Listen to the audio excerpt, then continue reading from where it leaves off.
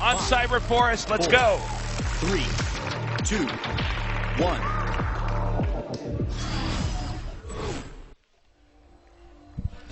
In the bottom right, in the blue, he needs the comeback from Poland.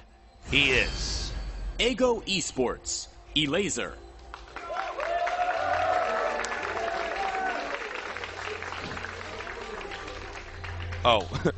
in the upper left, in the red, he is Ents Esports from Finland. Serral. 12 pool time. All right. So, either A, he's trying to throw Elazer off, and Elazer wouldn't expect this. Yeah. B, he just wants to be right about his 4-2 prediction. No, seriously, you know, Dark has mentioned that this is a strong build, but a lot of the times at this level when we see it, it doesn't work. Is Serral going to be able to break through? So we have the spawning pool on the way, and there is no pool in sight. None. Nothing, not a zip, zero, zilch. Okay, there we go. It started, but there's already 6 slings on the way, Artosis. Yeah, this is going to be hard to hold. Let's see. I want to see if he does anything crazy with it. Okay, he just makes a hatch. Yeah, and you know, when you have a 3-1 lead in a best of 7, of course you can try to get experimental, try to take some risks. It is so difficult to come back in a best of 7 if you're down in a position like this. We basically almost never see it. So now Elazer knows these lings are coming. Let's see the decision-making he has to handle it.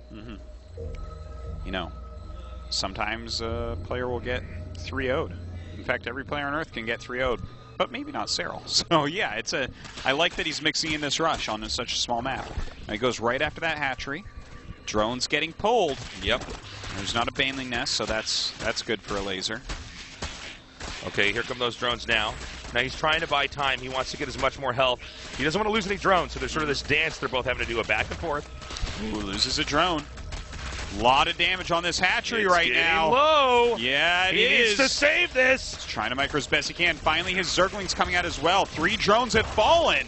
Does he have enough, though? The lings have chased him away, and the hatchery survives. Okay. Losing 4 drones. His hatchery is up. That's a big deal. They're actually on equal worker counts. Way more lings out for Elazer, so he can actually put a little bit of pressure on to Serral as well. All right, this doesn't look bad for Elazer. And, you know, what Serral did, it doesn't, you know, it's a risk. You know, you're trying to pull a fast one. It's a smart move. But maybe Elazer can seize control of this game and really come out on top. We have a Ling Scout that comes in here, just confirming what probably Serral already suspected. Nothing too crazy so far. He didn't see all of the creep, but, you know, you take what you can get with those scouts.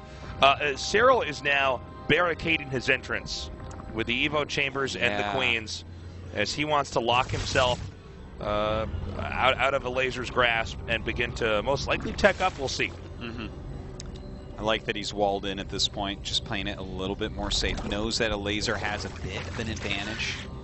Thought he could get attacked, but cancels that evolution chamber as nothing comes. Yeah. Now, obviously, when you see the Evo Chambers and the Queens at the entrance, locking out the other army, I mean, Elazer has to be suspicious, but in this moment, he says, well, why not just go ahead and expand here? Doesn't seem like you're going to be able to attack me. Yeah, all right. Serral, like, what do you think his plan is from right here? Like, are you going to stay aggressive, or do you want to try to get into a longer game? You know, I just don't know, man. He's got such a unique, perfected approach to ZVZ. I mean, for now, it's obvious he's continuing to drone up. He's getting Ling speed, but that's just an upgrade you get in this matchup. Yeah. So that doesn't really tell us anything. There's the Roach Warren. Okay. And he's on 2 bases. So when you have 2 players and one's on 2 bases, the other is going to 3, the 2-base player needs to do something. Yes.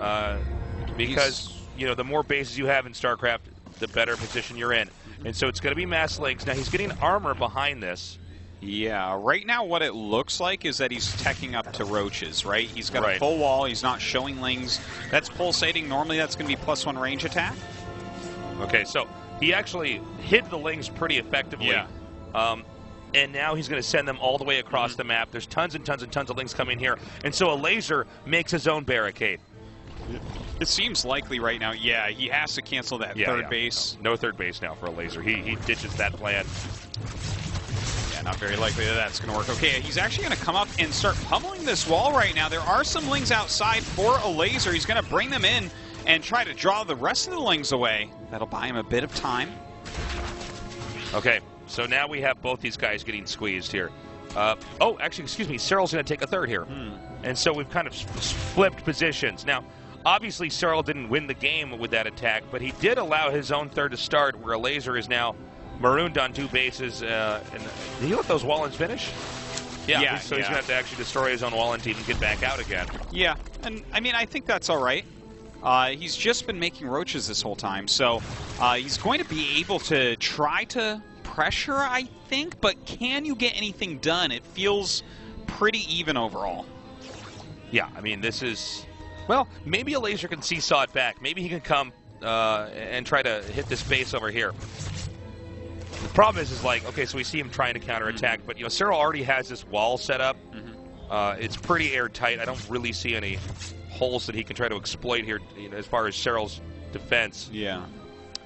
The one big thing is that Roach Speed is going to finish way ahead for Elazer. This also might become a factor later on, but with Elazer having to kill that Evo at his entrance, he's actually got a pretty big entrance that Lynx can counterattack into. That's true. And Serral may see that and already begin to decide that it's time to strike. Right now, he's been making a lot of roaches. His roach speed is about to finish. That's his one real advantage here. He's actually even going to be down one carapace upgrade.